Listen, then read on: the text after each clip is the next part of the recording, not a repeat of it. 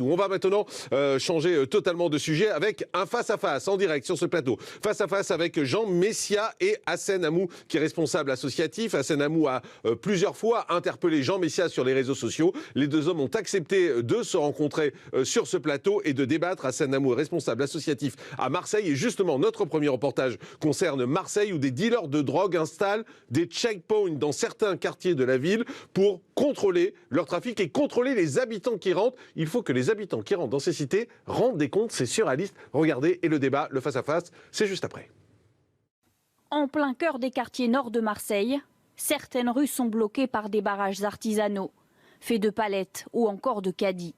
Selon les habitants, c'est une invention des trafiquants de drogue pour surveiller et éviter l'arrivée des forces de l'ordre. Les véhicules où ils n'ont pas de visibilité dedans, ils les arrêtent pour voir si, en gros, s'il n'y a pas de policiers cachés dedans. Ils jettent un œil, ils vous ouvrent, si c'est un fourgon, ils ouvrent l'arrière du fourgon. Ils ne vous demandent pas, ils le font.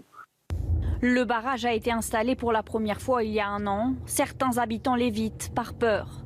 D'autres sont en colère. Ils disent avoir alerté les forces de l'ordre, la préfecture ou encore les élus. Mais le barrage est toujours là. Quand la police passe, les gens des barrages s'en vont, mais dès qu'ils s'en vont, 2 minutes après, ils reprennent la route. Et il n'y a pas de présence permanente.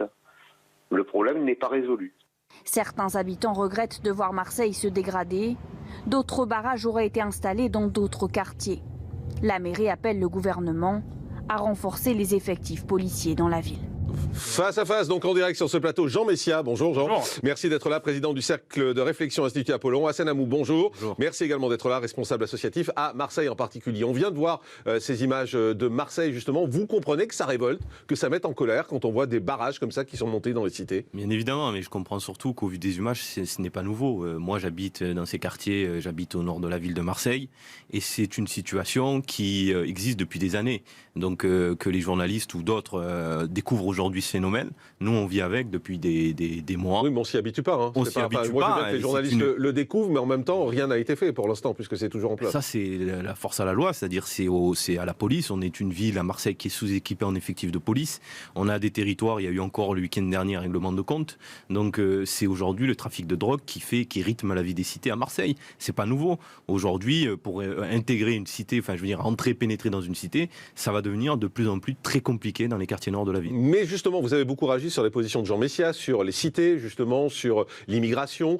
Qu'est-ce que vous lui reprochez à Jean Messia, puisque vous avez accepté de débattre face à face avec lui? Jean Messia, ce que je lui reproche, beaucoup de choses finalement, parce que beaucoup de choses nous séparent malheureusement, c'est de faire l'amalgame de tous ces sujets-là pour viser, faire l'amalgame d'une généralité, alors que c'est une minorité qui empoisonne la vie de la majorité, et de ne pas faire l'effort intellectuel, parce que vous êtes un homme qui au demeurant avait l'air intelligent, de faire cet effort. De faire cet effort justement de faire la distinction entre la majorité et la minorité. Vous parlez de caricature, vous parlez d'amalgame, vous parlez de généralité grotesque. Bien sûr. Qu'est-ce qui est grotesque dans ce qu'il dit? C'est ses positionnements. Je pense que vous êtes le digne représentant du séparatisme. Et je pense que vous êtes un séparatiste. Et que vous vous nourrissez, au même titre qu'un certain nombre d'extrémistes dans notre pays, de ces discours-là qui creusent le fossé, qui créent les fractures. Et moi, je vous le dis bien en face. On peut avoir peut-être des points d'accord sur certaines choses, mais vos points d'accord à vous, ils sont totalement déséquilibrés. Et ils vont en une seule direction, c'est celle de la généralité. Et ça, c'est dommageable pour tout le discours que vous tenez finalement. Jean Messia. Alors, je ne sais pas par quel bout prendre ce qui vient d'être dit. Ce que je peux vous dire, c'est que... Représentant du séparatisme, il vous dit. Bah oui, mais enfin, le séparatisme national, vous considérez que c'est un séparatisme comme un autre finalement. C'est-à-dire qu'en fait, les séparatismes, il y a quelque chose en France, comme dans tous les pays du monde, qui s'appelle la communauté nationale. La communauté nationale, c'est pas une communauté parmi les autres. Il n'y a pas la communauté nationale, la communauté musulmane, la communauté juive, la communauté LGBT. La communauté nationale, c'est pas un élément du kaléidoscope communautariste de la France. La communauté nationale, la communauté juive, les LGBT sont dans la communauté nationale. Non, mais la communauté nationale, c'est ce qui fédère les gens par-delà leurs différences. Bien sûr, c'est pour ça que je dis qu'ils sont à l'intérieur. Ça veut dire qu'il y a une identité nationale. Le problème, c'est que vous êtes dénationalisé. C'est-à-dire que vous n'avez pas conscience que la France, comme le Maroc, comme l'Algérie, comme la Tunisie, comme le Sénégal, comme tous les pays du monde, il y a quelque chose qui s'appelle l'identité nationale à laquelle on doit s'agréger. Quand on voit le reportage de Marseille, là, et qu'il y a quelques mois, je parlais de zone de non-France, vous étiez le premier à me dire, mais c'est du fantasme d'extrême droite. Ça, c'est une zone de non-France, puisqu'il y a même une frontière que vous devez passer en montrant patte blanche. Alors ne me dites pas que c'est des cas particuliers, parce qu'un cas particulier, c'est un cas particulier. Mais quand vous avez 10 000 cas particuliers, ce n'est plus des cas particuliers, c'est un phénomène. C'est un phénomène. La vérité, c'est que vous auriez aimé que ces cités-là ne fassent pas partie de la France. Mais ils ne font pas partie de la France. C'est la France. Pas la faute de la France. C'est la France. La faute à eux. Et je le dis encore, il y a encore quelques minorités qui font le foutoir dans ces cités, qui battent pavé, qui savent très bien quelles sont les défaillances de l'État en matière de sécurité, qui connaissent très bien aussi... Alors, monsieur Hamou, j'ai juste une question à vous poser. Pardonnez-moi de vous interrompre. Si c'est une minorité dans ces cités, qu'attend la majorité pour se révolter ? Mais c'est pas leur rôle. Les habitants, mais monsieur Messia, qu'est-ce que vous voulez ? Voilà, on est à l'apothéose de ce qu'est votre projet dans ce pays.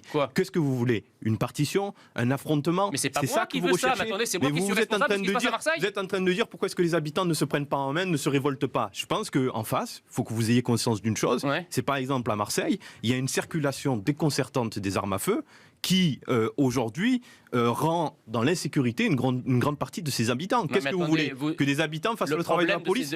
C'est ce que vous nous proposez ? Le problème de ces quartiers, c'est que ce sont des écosystèmes. Arrêtez de nous dire qu'il y a une minorité qui bloque les accès, qui trafique le drogue, qui n'a rien à voir avec la majorité. Cette minorité, le pognon qu'elle génère, ça nourrit toute la cité entre les nourrices, les choufs, les machins.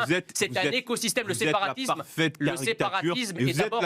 Le séparatisme, vous l'êtes. Vous êtes le représentant du séparatisme. Le séparatisme, c'est d'abord un séparatisme économique. Vous êtes en train de nous dire la main sur le cœur que vous n'êtes pas un genre de personne qui confondait la majorité et la minorité. Vous venez d'en faire la démonstration. Non, vous êtes systématiquement dans vous mettez dans votre viseur et dans votre discours la majorité des honnêtes gens qui habitent ces cités et qui n'en peuvent plus de vivre la situation. Et qui tous les jours, des mamans en pleurs, des mamans qui demandent des moyens pour leur quartier, pour leurs gosses. Les taux de chômage sont extrêmement élevés dans ces cités.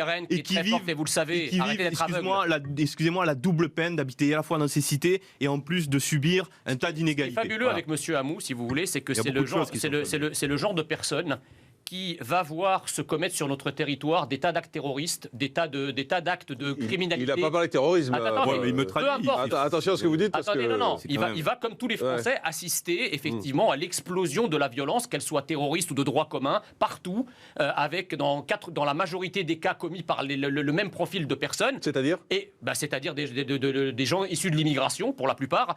Et lorsque quelqu'un va mettre des mots MOTS sur ces mots MAUX, au lieu de dénoncer les crimes et la violence dans le pays, il va accuser ceux qui mettent des mots MOTS sur cette réalité-là de diviser la France.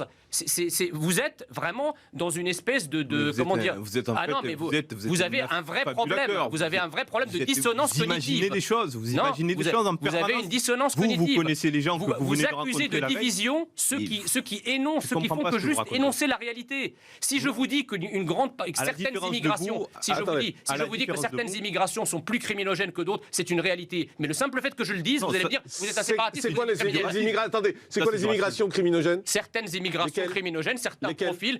Ça s'appelle du racisme, monsieur Jean Messia. Lesquels ? On sait très bien que dans certaines immigrations... Lesquelles ? arabo-africaine, la criminalité, le taux de criminalité et de délinquance est plus fort que dans la moyenne nationale. Vous appuyez sur quoi pour dire ça ? Vous avez des chiffres ? Regardez les prisons. Oui, mais vous êtes allé en prison. Voilà, j'ai visité, oui. Vous en avez visité combien ? Non mais attendez, mais vous avez demandé les nationalités des uns des autres. Il n'y a pas de chiffre ethnique dans notre pays. Non mais d'accord, mais ça se voit quand même. Donc c'est encore votre discours. Non, ça se voit, non. Ça se voit, ça veut dire que c'est au faciès en fait. C'est-à-dire qu'en regardant les faciès, vous définissez qui sont les gens, d'où ils viennent, etc. C'est super grave. Sur quoi vous vous basez ? Attendez, sur quoi vous vous basez pour dire que la Seine-Saint-Denis c'est un argument où il y a plus d'immigrés que les autres ? Non mais moi je sais pas quelle maxime vous avez, je sais pas sur quel chiffre. Sur quoi vous vous basez ? La Seine-Saint-Denis, tout le monde dit que la Seine-Saint-Denis c'est un territoire qui concentre beaucoup plus d'immigration qu'ailleurs. Vous vous basez sur quoi ? Non mais je sais pas moi ce que vous racontez. Vous savez pas, donc il faut pas parler alors. Je sais pas de quoi vous parlez. Aujourd'hui, vous avez le sentiment quoi que les gens issus de l'immigration Certaines immigrations, pas tous, certaines immigrations effectivement nous posent problème. D'abord en raison de leur quantité, parce qu'un pays ne peut pas à assimiler et intégrer la terre entière quand vous avez un flux d'immigrés de 200 à 400 000 personnes entre les légaux et les illégaux tous les ans, et alors que la France connaît une croissance anémique et un endettement stratosphérique, on ne peut pas les intégrer. La vérité, parce que maintenant, votre discours suffit, c'est bon, on a compris que vous étiez, qui vous étiez, ce que vous recherchez. La vérité, c'est que dans notre pays, on est le pays qui a favorisé pendant les années où justement on avait besoin de main-d'œuvre immigrée, l'étalement urbain à outrance. On a utilisé cette méthode-là pour parquer des gens dans les cités. Bien sûr. Parce qu'on avait besoin de main-d'œuvre pour reconstruire la France. Et aujourd'hui, c'est la diversité de notre pays habite les cités. C'est ça la vérité. Oui, mais quand Jean Messia dit ces choses graves, quand il dit que c'est une certaine immigration, c'est ce que vous avez dit. Ça, c'est raciste. Excusez-moi, c'est raciste. C'est juste la réalité. Dire qu'il y a une certaine immigration, si moi je disais ça dans un registre différent, on pourrait dire, mais attendez, de quoi vous parlez? Non, mais attendez, mais surtout que ça ne plus sur rien, Jean Messia. Moi, c'est ça qui me choque surtout, c'est que vous lancez des choses qui sont graves, c'est des accusations graves, parce que vous montrez du doigt une certaine population, vous les montrez du doigt, et c'est grave ce que vous dites. Je dis ça, j'ai pas dit tout d'abord, j'ai pas généralisé, j'ai dit certaines immigrations, ce qui est vrai. Enfin, si on fait une loi contre le séparatisme... Enfin, vous montrez des gens du doigt, une certaine immigration... Attendez, quand la loi dit les principes confortant les valeurs de la République, la loi dite la loi contre le séparatisme. Le séparatisme, il est quoi en France scandinave? Vous voyez bien qu'il s'adresse quand même à un certain profil de population, non? Hassan Amou. Non mais Monsieur Messia est extraordinaire. Il a une interprétation pour tous les mots. Le séparatisme, c'est à la façon de Jean Messia. Parce que moi, c'est à la façon de la loi, monsieur Amou, vous avez vu la loi? Dans la loi, il n'y a pas marqué une certaine catégorie de la population. Je suis désolé. Ça, c'est encore une de vos interprétations. C'est le communautarisme islamique. À chaque fois, sur tous les sujets comme ça, vous n'êtes pas à la recherche de la population. Et je vais même vous dire, cette situation, elle vous rend heureuse en vérité. Pas du tout, non. Parce que s'il n'y avait pas cette situation dans le pays, alors soyez à la recherche de solutions au lieu d'essayer de faire des petites phrases pour essayer d'orienter le débat. Et en plus, un débat, excusez-moi, est nauséabond et raciste. C'est du racisme, vous a dit plusieurs fois. Juge Jean Messia, est-ce que vous êtes raciste? Ben, je peux pas être. Si j'étais raciste, je serais raciste contre moi-même. Ben, c'est pas grave, on peut être raciste. Mais bien sûr. Est-ce que vous êtes raciste? Si vous voulez, je ne suis pas raciste. Je veux juste que les gens admettent que la France a une identité nationale à laquelle, lorsque vous portez la nationalité française, il faut s'assimiler. Si vous voulez cultiver. Mais montrer du doigt une certaine catégorie de la population, c'est du racisme, Jean Messia. C'est ça le racisme. Je termine. Si vous voulez cultiver votre différentialisme, moi, j'ai pas de problème. Moi, j'adore le monde arabe. Mais j'adore le monde arabe chez lui. Je veux pas que le monde arabe vienne en France. Voilà, c'est tout. Je veux pas que la France devienne arabe ou africaine. Je veux que la France reste la France. Et vous adorez la culture italienne en Italie, la culture scandinave en Scandinavie. Exactement. Alors, donc on ferme les frontières. Non, mais vous mangez chinois, rassurez-moi. Vous mangez chinois, vous aimez le couscous. Vous aimez le couscous quand même. On n'a pas 8 millions de Chinois en France. Mais est-ce que vous aimez le couscous? J'aime le couscous. Non, mais c'est pas la question. C'est pas mon plat préféré, cela dit, honnêtement. C'est celui des Français, voyez-vous. Alors vous n'êtes pas assimilés. Vous n'êtes pas assez assimilés. Parce que le couscous, c'est l'un des plats préférés des Français. Vous croyez que dans les pays qui ont une population homogène, il n'y a pas des restaurants indiens, japonais ou chinois? Arrêtez votre caricature. Je fais comme vous, je viens sur le même registre que vous parce que vous êtes pas du tout. C'est pas parce que j'aime la cuisine chinoise que je suis prêt à mettre 8 millions de Chinois en France. Attendez, c'est quoi ce délire? Moi, j'appartiens à une communauté nationale. Je suis français. Je suis français dans ses valeurs républicaines, laïques, et j'ai pas à me justifier devant un mec comme vous qui avait décidé qu'aujourd'hui, ma manière à moi d'être français, ça doit être forcément la vôtre. Non, c'est pas ce que je dis. Autre chose, monsieur Messia, écoutez-moi jusqu'au bout. Hier, nous avons eu l'affreuse nouvelle de la mort de tonton David. On a des grands artistes issus de la diversité. Et moi, je suis fier de mon pays parce que justement, on a des Zidane à la Coupe du Monde, on a des Mbappé, on a ces gens-là. Ce sont pas votre idéal républicain. J'ai très bien compris. Non, c'est pas le vôtre. Moi, attendez. N'essayez pas de vous approprier ces personnages-là, vous les rejetez dans leur différence. Arrêtez de me préférer la vérité, c'est que vous êtes comme ça. Et vous êtes comme ça. C'est vous qui les rejetez. Vous êtes admiratif. Attendez, vous êtes admiratif. On laisse finir Hassan Amou. Moi, je suis admiratif d'une France dans sa diversité, dans son intégralité. Et je ne considère pas les gens en fonction de leur appartenance, en fonction de qui ils sont. Et je n'alimente pas un discours de séparatiste. Moi, je suis à la recherche des solutions. Vous, ce qui vous intéresse,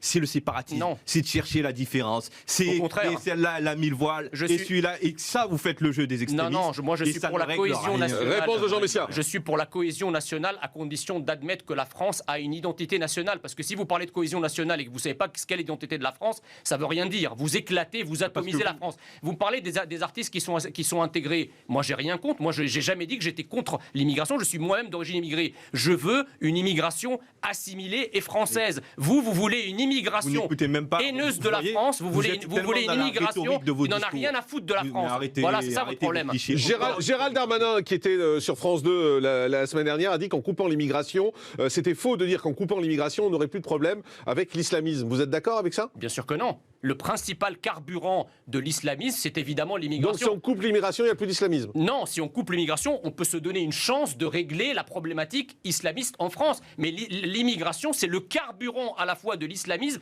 et du séparatisme. Mais beaucoup des terroristes en France sont français. Mais qu'est-ce que ça veut dire français? Vous ne savez pas ce que ça veut dire Non, français? C'est incroyable d'entendre un homme politique qui me dit ça veut dire quoi français? Attendez, faites pas semblant, c'est la question que vous me posez à chaque fois. Donc pour moi, si vous voulez, quelqu'un qui commet des crimes contre la France et contre son pays, il n'est pas français. Voilà.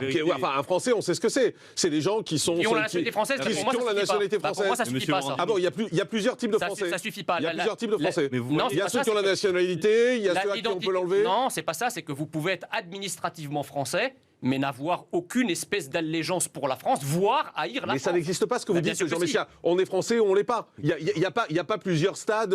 On n'est pas stade 1 français, stade 2. Enfin, ça n'existe pas. On est français ou on l'est pas. Donc pour vous, vous êtes français. Vous êtes français. Oui, mais vous n'êtes pas à peu près français ou à moyen français. Amédi Koulibaly et Chérif Kouachi sont français comme vous, en fait.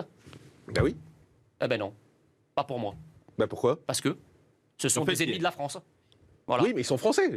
C'est des ennemis de l'intérieur, si vous voulez. Si vous voulez, c'est des ennemis de l'intérieur, mais on ne peut pas dire qu'ils ne sont pas français. Si, parce qu'avec le droit du sol, pendant 40 ans, on a donné la nationalité française à des gens qui n'ont ni l'appétence, ni l'amour, ni l'allégeance de la France. Vous ne pouvez pas remettre en cause la nationalité des gens. Je ne mets pas en cause la nationalité administrative des gens, mais je dis qu'une carte nationale d'identité, c'est pas un passe Navigo. Une carte nationale d'identité, il y a identité et nationale dedans. Si vous n'avez pas ces deux choses-là, ça ne peut pas se réduire à une carte. Hassan Amou.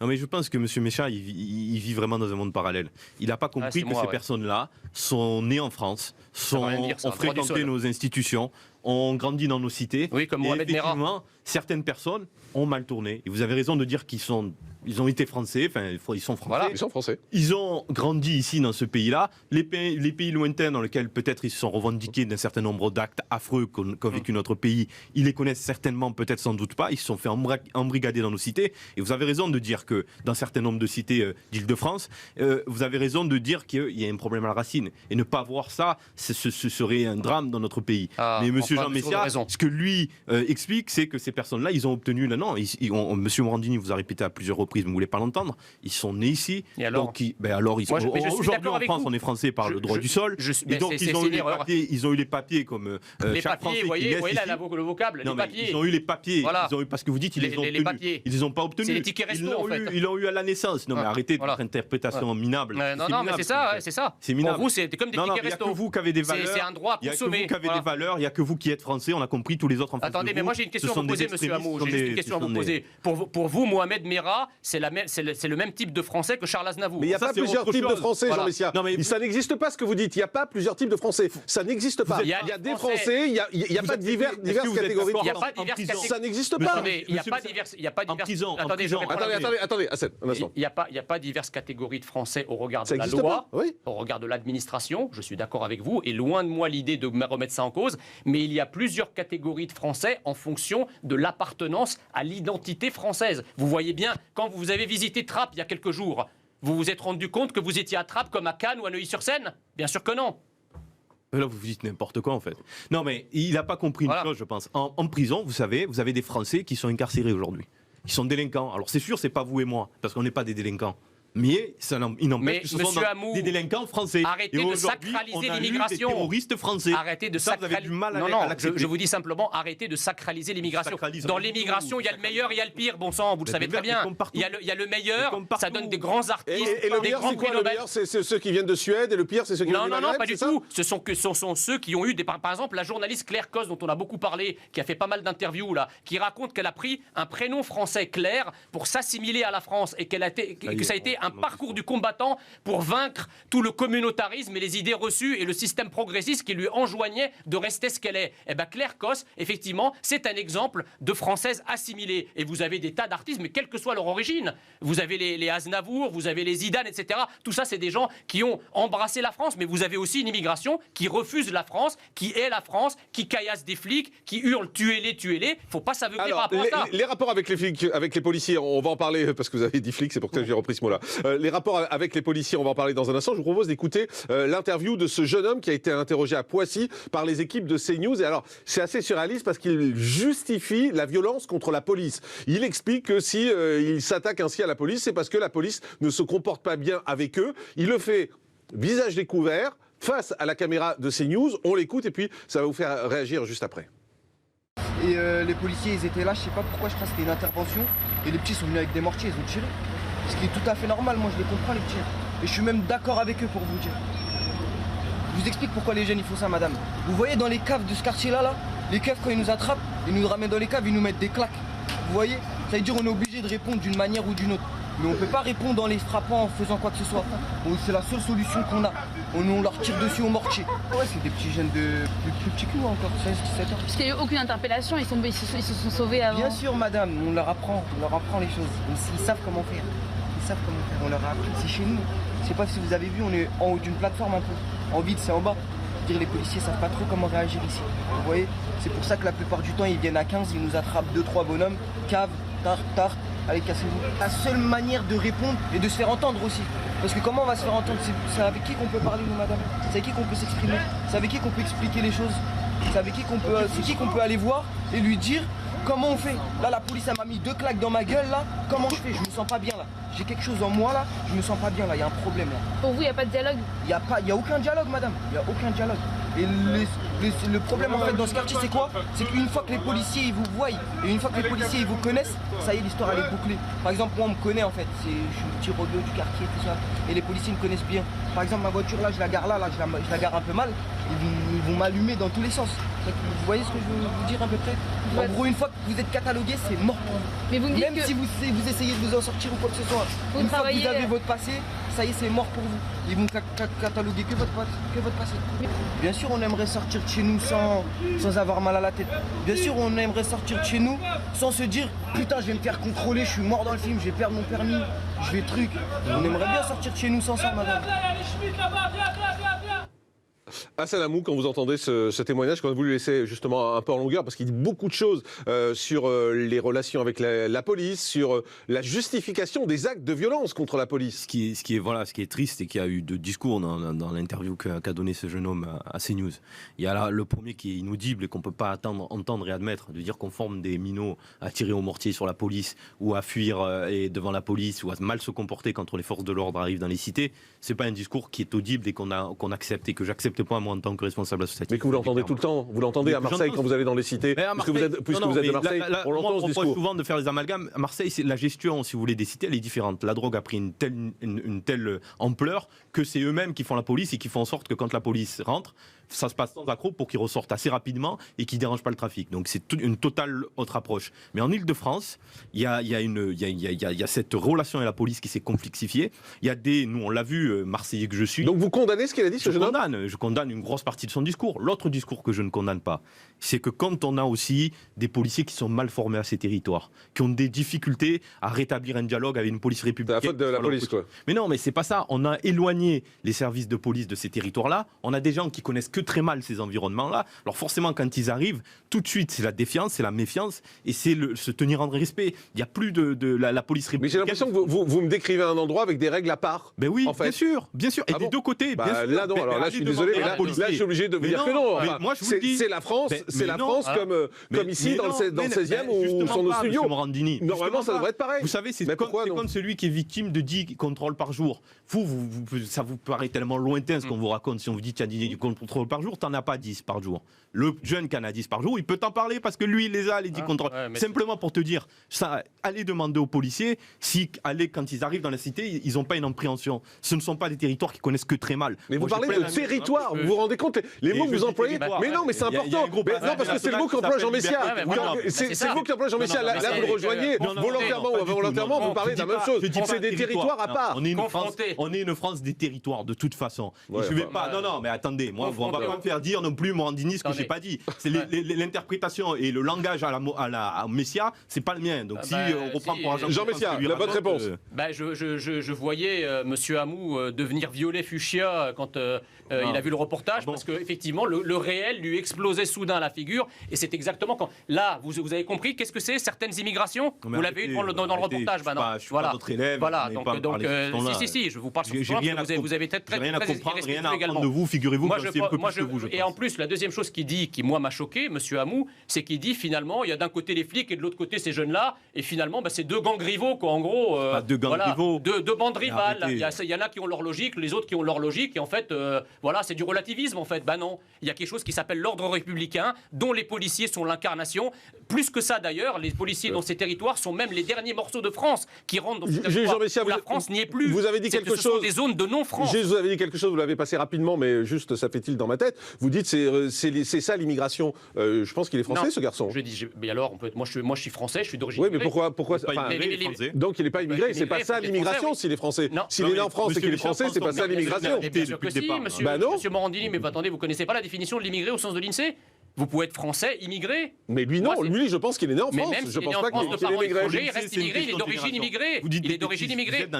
D'origine immigrée, ce qui est différent déjà. Ces populations-là... Vous rajoutez un mot à votre phrase. Attendez, il y a aujourd'hui énormément de personnes en France qui sont administrativement françaises et qui, en toute objectivité, n'auraient jamais dû l'être. Voilà. Mais pourquoi? Parce que vous voulez pas? Mais parce que normalement, autrefois, si vous voulez, jusqu'à la fin des années 70, la nationalité française était décernée en quelque sorte à un parcours d'assimilation à la France. Mais que vous le vouliez ou pas, Jean Messia, ils sont français. Mais non, je sens que ça vous fait mal à chaque fois, mais ils sont français. Ils sont administrativement français, mais moi je ne considère pas que ces gens ont l'identité française. Mais on s'en fout de ce que vous considérez ou pas, Jean Messia. Non, mais honnêtement, on s'en fout. Ils sont français, point. Il se trouve que la majorité des Français pensent exactement la même chose. Bah non, la preuve c'est que vous n'êtes pas au pouvoir. Non, mais moi je suis pas au pouvoir, j'ai pas de parti. Non, mais enfin, quand vous étiez dans un parti, c'est un parti qui n'est pas au pouvoir. Attendez que je sois candidat à la présidentielle pour dire ça, d'accord? D'accord, on se retrouvera quand vous voulez.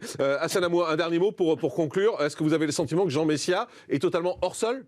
Non seulement il est hors sol, il parle de choses qu'il ne connaît pas. Il est à chaque fois dans l'interprétation.